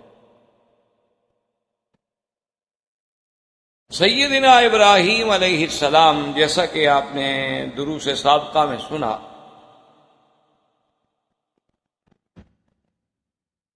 کہ جب ہجرت کر کے تشریف لے جا رہے تھے تو راستے میں ایک جابر بادشاہ نے آپ کی بیوی، آپ کی زوجہ محترمہ بی بی سارہ کو زبردستی آپ سے چھینا، اور اس کے بعد اس نے بری نیت سے بی بی صاحبہ پہ حملہ کرنے کی کوشش کی، لیکن اللہ نے اس کے مکر کو، اس کے قید کو، اس کے برے ارادے کو ختم کر دیا. وہ وہیں زمین میں دھس گیا، اور بی بی صاحبہ کی دعا سے ہی پھر اس کو نجات ملی. اور آخر میں اس نے بی بی ہاجرہ، بی بی سارہ کو بطور انعام بھی عطا کی اور معافی بھی مانگی کہ میں نے زیادتی کی ہے، لیکن اللہ نے آپ کو محفوظ رکھا ہے، تو اب آپ مجھے معاف کر دیں، پھر مجھے بد دعا نہ دیں. اور بی بی ہاجرہ ان کو دیکھ کے ابراہیم علیہ السلام کی خدمت میں بھیج. سیدنا ابراہیم علیہ السلام بے حد پریشان کہ آخر ایک انسان ہو، اس کی بیوی کو کوئی ظالم چھین کے لے جائے تو اس پہ کیا گزرتی ہے، جب پتہ بھی ہو کہ وہ ظالم اس قسم کا آدمی ہے، غلط کار ہے. تو بی بی سارہ جب واپس آئیں تو سیدنا ابراہیم علیہ السلام نماز کی کیفیت میں تھے، اور اسی طرح بعض روایات میں آتا ہے کہ آپ نے اشارہ کیا کہ ماہیم کیا ہوا. تو بی بی سارہ نے عرض کیا کہ ان اللہ رد کید الکافر فی نہرہ، اللہ نے اس کافر و ظالم کی مکر کو اسی پہ لوٹا دیا ہے، اللہ نے مجھے محفوظ رکھا. جب ابراہیم علیہ السلام فارغ ہوئے تو بی بی سارہ نے سارا واقعہ سنایا، ساری کیفیت سے آگاہ کیا، اور یہ بھی بتلا دیا کہ انہوں نے اب تو ہمیں بی بی ہاجرہ جو ہے وہ بھی ساتھ میں انعام میں دی ہے. یہ بی بی ہاجرہ جو ہیں یہ مصریہ ہیں اور قبطیہ، اور یہ بھی بہت بڑے خاندان سے تعلق رکھتی ہیں. یہ کوئی باندی یا کنیز یا غلام نہیں تھی، مملوک نہیں تھی، لیکن جبار نے اپنے قبضے میں رکھا ہوا تھا. تو بی بی ہاجرہ کے پاس اب بی بی صاحبہ کی خدمت میں بی بی ہاجرہ آ گئی بی بی سارہ کے ساتھ، اور ابراہیم علیہ السلام ان کو لے کے اپنے سفر پہ روانہ ہوئے. اور اسی ضمن میں ایک بات آئی تھی جو حدیث صحیح میں بھی موجود ہے کہ سیدنا ابراہیم علیہ السلام نے زندگی میں کبھی جھوٹ نہیں بولا الا ثلاث کذبات، مگر 3 مقام. اور وہ 3 مقام کون سے ہیں؟ پہلا مقام تو وہ ہے کہ جب آپ سے ان لوگوں نے پوچھا کہ بھئی ہمارے ان آلہہ کو، ہمارے ان معبودان کو کس نے مارا ہے، توڑا ہے، تو آپ نے فرمایا کہ بل فعلہ کبیرہم ھذا، کہ وہ جو بڑا ہے اسی نے توڑا. تو یہ بھی ایک قسم کا جھوٹ ہے. آپ نے حالانکہ توڑا تو ابراہیم علیہ السلام نے خود ہے. اور دوسری بات یہ تھی کہ جب قوم آئی ان کو دعوت دینے کے لیے کہ آپ ہمارے ساتھ عید پہ چلیں، ہمارے ساتھ جشن میں شریک ہوں، فَنَظَرَ نَظْرَةً فِي النُّجُومِ فَقَالَ إِنِّي سَقِيمٌ، آپ نے آسمان کے تاروں کی طرف دیکھا اور کہا کہ میں تو بیمار ہوں، حالانکہ بیمار نہیں تھے. اور تیسری بات جو ہے سیدنا ابراہیم علیہ السلام کے بارے میں کہی گئی کہ جب اس جبار بادشاہ نے آپ کی بیوی کو پکڑا تو آپ نے یہ بات بتلا دی تھی کہ اگر وہ تم سے پوچھے کہ تم کون ہو تو بتلا دینا کہ میں بہن. چونکہ مجھ سے پوچھا ہے کہ تمہارے ساتھ کون ہے تو میں نے کہا ہے کہ میری بہن ہے. تو تم نے بھی یہی بات کہنی ہے، حالانکہ وہ بہن نہیں تھی. تو کیا لہذا یہ صحیح حدیث مبارک میں ہے، اور اس میں لفظ بھی یہی آتے ہیں کہ ثلاث کذبات، بھئی یہ 3 جھوٹ ہیں بہرحال. لیکن ایک بات یاد رکھیں محدثین نے اور علماء نے، مفسرین نے، جن کو اللہ نے قرآن و حدیث سے ایک نسبت اور اس کی فہم عطا فرمائی ہوتی ہے اپنی رحمت سے، انہوں نے کہا ہے کہ یہ بطور ظاہر تو کہا گیا کذب، ورنہ حقیقت میں یہ کذب نہیں تھا، اللہ کے نبی تو معصوم ہوتے۔ اگر اللہ کا نبی نعوذ باللہ اس سے جھوٹ بولنا ثابت ہو جائے تو پھر اعتبار کیا ہے اس کا؟ پھر تو اس کی ساری دعوت کا قصہ ہی ختم ہو جاتا ہے کہ ہو سکتا ہے نعوذ باللہ یہ بھی جھوٹ بول رہے ہو۔ تو انہوں نے کہا کہ یہ چیزیں ایسی ہوتی ہیں کہ جن کو ظاہر میں یعنی اعتبار ظاہر تو کہہ دیا جاتا ہے کذبات، لیکن حقیقتاً اگر ہم اس پہ غور کریں اور فکر کریں تو وہ کذبات نہیں ہیں۔ جیسے کہ یوں سمجھیں کہ سیدنا عمر رضی اللہ تعالی عنہ نے رمضان المبارک کے مہینے میں یہ دیکھا کہ کچھ لوگ ایک حافظ کے پیچھے کھڑے ہیں 4 آدمی، اور کچھ وہاں 5 کھڑے ہیں اور 10 کھڑے ہیں اور 2 کھڑے ہیں۔ تو حضرت عمر پہ بڑی عجیب بات گراں گزری، انہوں نے کہا کہ عجیب بات ہے، رمضان المبارک کا مہینہ ہے اور ہر آدمی اپنی اپنی 4 آدمی لے کے کھڑا ہے، کوئی اچھی بات نہیں لگتی۔ لو جمعنا علی امام واحد، اگر ہم سب کو ایک امام پہ اکٹھا کر کے کھڑا کریں تو کتنی بڑی جماعت ہوگی۔ تو امیر المومنین رضی اللہ تعالی عنہ نے حضرت عمر میں ابی ابن کعب جو سب سے بڑے قاری تھے قرآن کے، ان کو بلایا اور کہا کہ مہربانی فرمائیں کل سے آپ تراویح پڑھا دیا کریں، اور تمام صحابہ کو حکم دے دیا ابھی تراویح صرف ابی ابن کعب کے پیچھے ہوگی۔ بعد میں اگر کسی نے قرآن پڑھنا ہے، منزل پڑھنی ہے، اپنی پڑھتا رہے، لیکن تراویح جو ہے وہ صرف حضرت ابی ابن کعب کے پیچھے ہوگی۔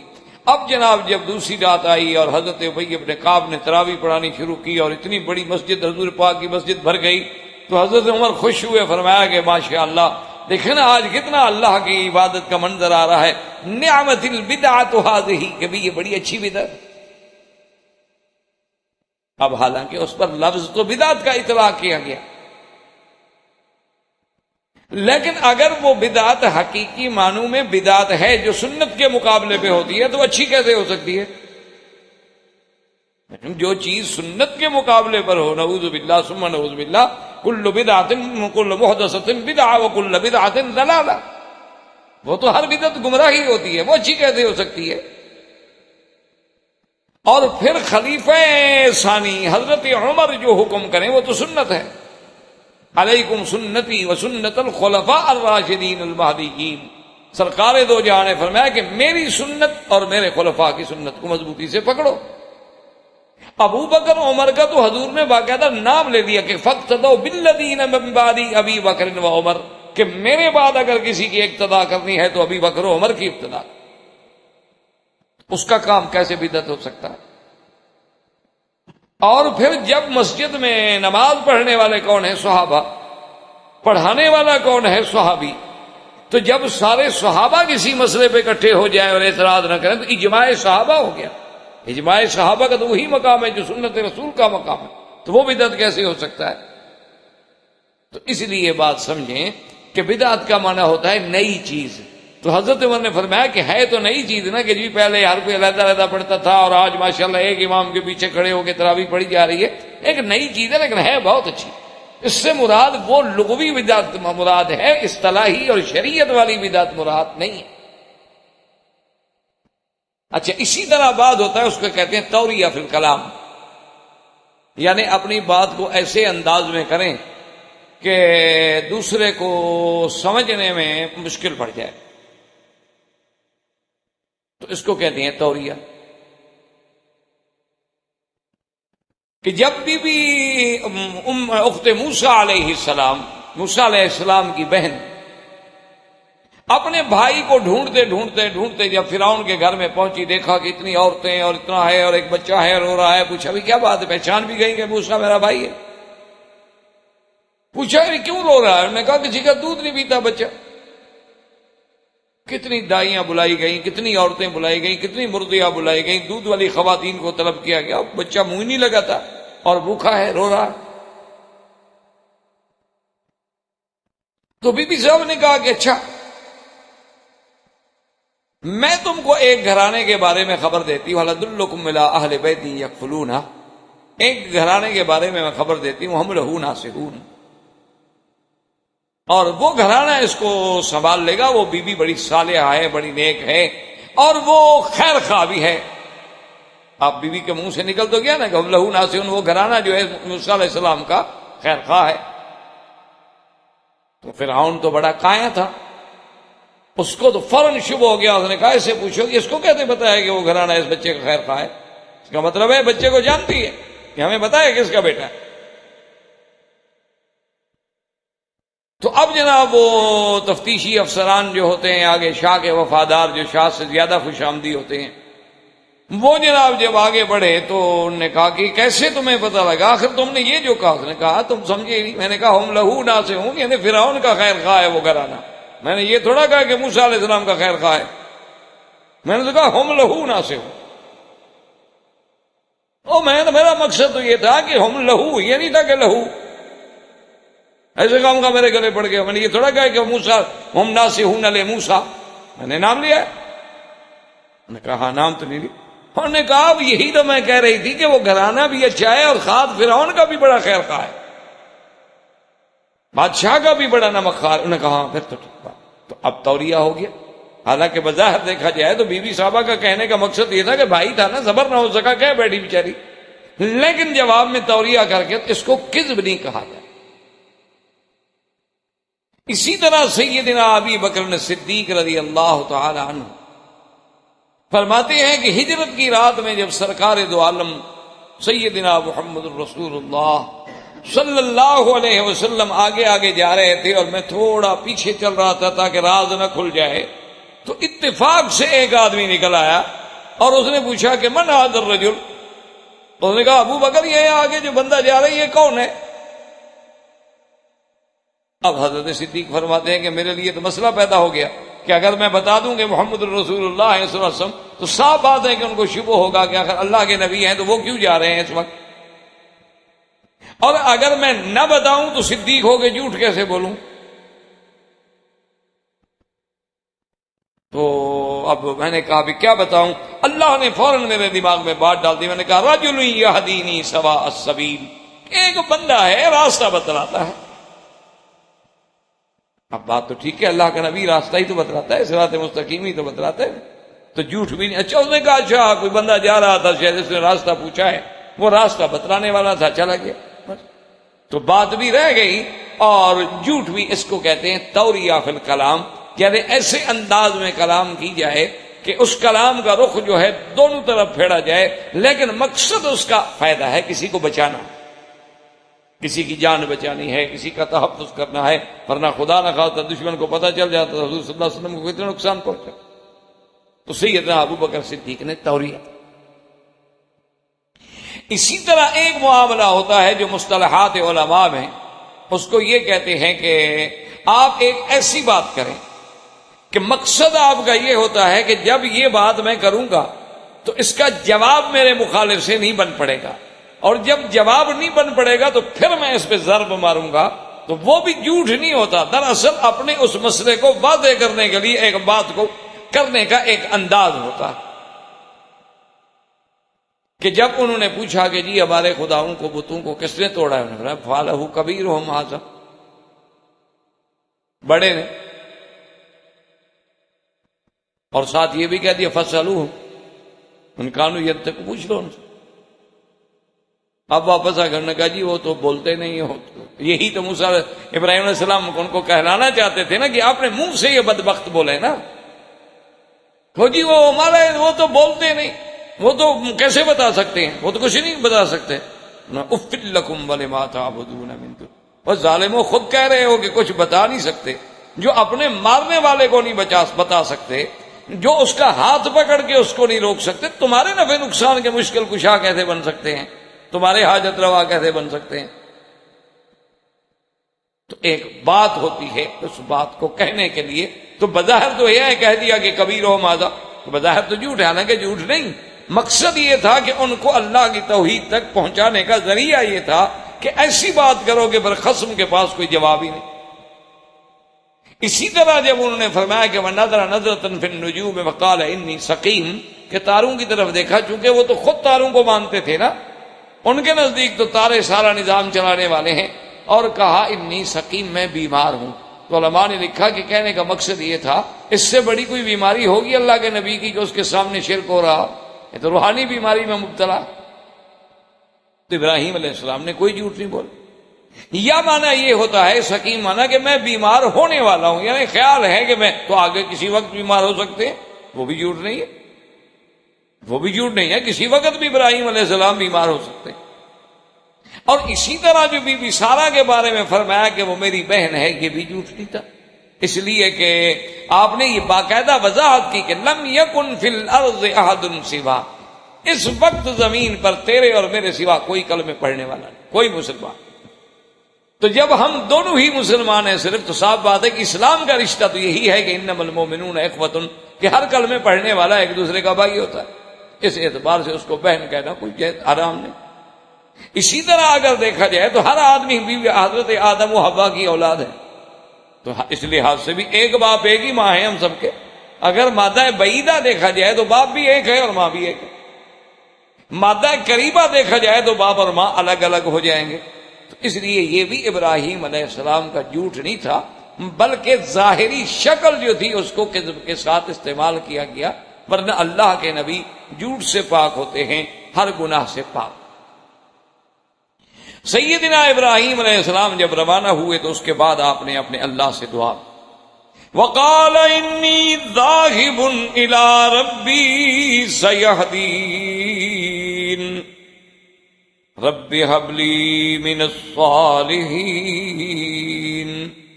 فَبَشَّرْنَاهُ بِغُلَامٍ حَلِيمٍ۔ جب آپ ہجرت کر کے چلے پھر آپ نے اللہ سے دعا مانگی کہ میرا مولا مہربانی فرمائے مجھے بھی کوئی بچہ تھا، لیکن لڑکا ہو اور حلیم، حلم والا۔ اللہ تبارک و تعالی نے آپ کی دعا جو تھی اور دعا مانگی کہ رب ہب لی من الصالحین، چونکہ اولاد صالح ہو تو نعمت ہے، ورنہ وہی اولاد آدمی کے لیے زحمت۔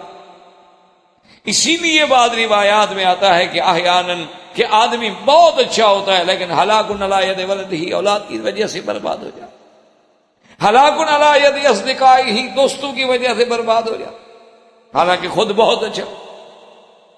تو اس لیے آپ نے دعا مانگی۔ اس سے ہمیں سبق ملا کہ جب بھی آدمی دعا مانگے تو اللہ سے اولاد صالح مانگے، اور اگر اولاد موجود ہے تو ان کی صلاح مانگے کہ اصلح لی فی ذریتی انی تبت الیک و انی من المسلمین۔ چونکہ اگر بچوں میں صلاح ہے تو پھر پورا گھر سمجھو آپ کا کامیاب ہے، اور اگر بچوں میں بگاڑ ہے تو گھر برباد ہو گیا، کوئی نسل تو اسی سے چل رہی۔ اللہ تبارک و تعالی نے آپ کو بشارت فرما، اور اس کا قصہ یہ ہوا کہ ایک دن بی بی سارہ نے خود سیدنا ابراہیم علیہ السلام سے فرمایا، عرض کیا کہ حضرت یہ جو مجھے باندھی دی گئی ہے بی بی ہاجرہ، میں یہ آپ کو ہبہ کرتی ہوں، میں آپ کو ہبہ کر دیتی ہوں، تو لہذا آپ کی گنید ہو گئی، اب میری تو نہ رہی، تو میرا خیال یہ ہے کہ آپ اس کے ساتھ رشتہ ازدواج قائم کریں، ہو سکتا ہے اللہ ہمیں اس سے اولاد دے دے۔ مجھ سے تو اولاد ہوئی نہیں، 10 سال گزر گئے اور بی بی سارہ سے کوئی بچہ نہیں ہوا۔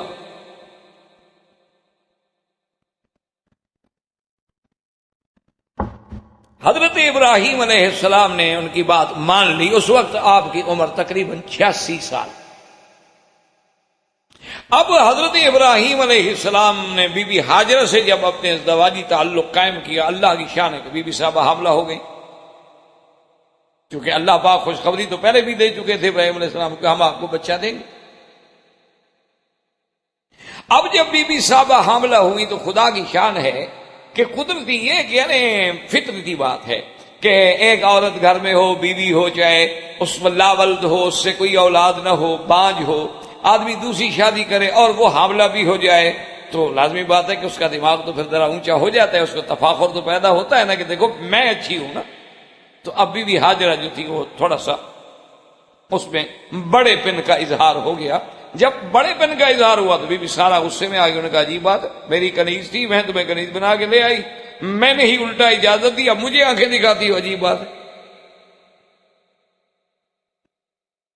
تو بی بی ہاجرہ نے خوف سے، کیونکہ بی بی سارہ نے شکایت کی باقاعدہ ابراہیم علیہ السلام کو کہ بی بی ہاجرہ کا کردار اور رویہ تم نے دیکھا ہے کہ اب میرے ساتھ اکڑ کے بات کرتی ہے. تو آپ نے فرمایا ففعلی ما شئت، جو چاہو تم کرو، تم ہی نے تو کہا تھا، ورنہ میں نے تو خواہش نہیں کی. تو بی بی ہاجرہ جو ہیں وہاں سے اس مقام سے چلی گئیں. ایک مقام تھا وہاں پہ چشمہ تھا، پانی تھا، تو وہاں بی بی صاحبہ چلی گئیں. ایک دن وہاں اکیلے بیٹھی ہیں کہ اللہ نے ایک فرشتے نے آگے خبر دی، فرمایا کہ بی بی کیوں گھبرا رہی، پتا ہے کہ تمہارے بطن میں کون ہے؟ تمہارے بطن میں جو بچہ ہے وہ تو بڑی شان والا بچہ ہے، اور اس کی ذریت میں اللہ ایسی عظیم شخصیتیں پیدا کرے گا جو مشارق الارض و مغاربہا، مشرق اور مغرب تک جن کا دبدبا ہوگا اور حکومت ہوگی. تم تو اتنے بڑے بیٹے کی ماں بننے والی ہو، تم کیوں چھوٹی چھوٹی باتوں میں گھبرا رہی ہو؟ اور ساتھ یہ بھی بتایا کہ فَإِذَا وَلَدْتِهِ ہے کہ جب وہ بچہ پیدا ہو فَسَمِّيهِ اسماعیل، اس کا نام بھی اسماعیل رکھنا. تو بی بی صاحبہ کو بڑی تسلی ہوئی. اب بی بی صاحبہ واپس آ. اسی دور میں کچھ روایات یہ بھی آتے ہیں کہ ایک دن بی بی سارہ کو پھر غصہ آیا.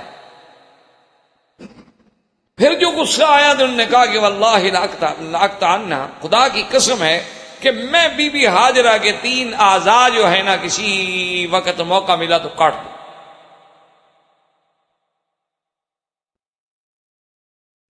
اب ابراہیم علیہ السلام کو پتہ چلا کہ اس نے قسم کھا لی ہے. اچھا اس زمانے میں تو قسم کا کفارہ تھا نہیں کہ کفارہ دے کے چلو قسم سے آدمی فارغ ہو جائے، تو قسم پوری کرے یا پھر اللہ کے ہاں گناہ گار ہو، اور نبی کی بیوی اپنے آپ کو گناہ گار بھی کیسے کرے. تو ابراہیم علیہ السلام نے جب سمجھایا تو انہوں نے کہا کہ میں تو قسم کھا بیٹھی، کیا کروں؟ انہوں نے کہا کہ اچھا یہ روایات جو میں عرض کر رہا ہوں یہ کسی صحیح حدیث میں نہیں ہے، روایات اسرائیلیہ، لیکن بہرحال ان کا وجود ہے کیونکہ اتنی دفعہ وہ روایات ہوئی ہیں کہ اس میں کچھ نہ کچھ حقیقت پائی جائے. تو ابراہیم علیہ السلام نے فرمایا کہ اس کا حل یہ ہے کہ تم ایسا کرو کہ بی بی کے دونوں کان ایک اس طرف ایک اس طرف، ان میں سوراخ کر دو، ناک میں سوراخ کر دو. تو 3 اعضاء تو کاٹ دیا آپ نے، تو آپ کی قسم تو پوری ہو گئی. تو کہتے ہیں یہ وہیں سے یہ سوراخ شروع ہوئے اور پھر زیور ڈالے گئے. یہ پھر ایسا ایسا تمدن جو ہے بڑھتا چلا گیا. پہلے تو یہ بطور سزا تھا، یا جیسے کہ پہلے قبائل کے لوگ ہوتے تھے نا جی، گھوڑوں پہ بیٹھتے تھے اور دوسرے غریب قبیلوں پہ جا کے تخت و تاراج کرتے تھے اور ان کی عورتوں کو گھسیٹ کے اٹھا کے لے آتے تھے اور ان کے پیروں میں بیڑیاں ڈال دیتے تھے کہ یہ عورتیں بھاگ نہ جائیں. تو وہی تصور آج بھی ہمارے ہاں موجود ہے کہ شادی والے دن ہم دولہے کو گھوڑے پہ بٹھا دیتے ہیں کیونکہ کسی کی لڑکی اٹھانے جا رہا ہے. جوڑا گھوڑا یہ ابھی تک ہیں ہمارے. اور آج بھی ہم نے صرف فرق اتنا کیا ہے کہ پیر میں لوہے کے جولان ڈالنے کے بجائے سونے کے ڈال دیے، گلے میں رسا ڈالنے کے بجائے نیکلس ڈال دیا، کسی طرح جانور کو ناک میں مہار ڈالنے کے بجائے اس کو ناک میں نہ بڑا ڈائمنڈ کا کوئی چھوٹا سا نگ ڈال دیا کہ دور سے چمک آئے. چیز اصل وہی تھی، تو صبر و سزا سے چلا تھا. اس کو تھوڑا سا پھر بعض اوق لوگوں نے اس کو یوں رنگ دے دیا کہ چلو وہ بات بھی قائم رہے اور عورت بھی خوش ہو جائے. تو کہتے ہیں کہ سب سے پہلے یہ ابراہیم علیہ السلام کی بیوی نے کیا. اور اسی طرح ایک روایات میں یہ بھی ہے کہ ختنہ جو ہے یہ تو خیر صحیح روایت ہے کہ مردوں میں سب سے پہلے ختنہ سیدنا ابراہیم علیہ السلام کا ہوا، پھر آپ نے سیدنا اسماعیل علیہ السلام کا کیا. لیکن روایات میں یہ بھی موجود ہے کہ اس زمانے میں اب تک بھی ہے عرب لوگوں میں مناطق کے حارہ میں جتنے گرم علاقے ہیں وہاں عورتوں کا بھی ختان ہوتا. احباب کرام، اس کے بعد اب آپ اس مبارک سلسلے کی CD نمبر 7 سماعت فرمائیں.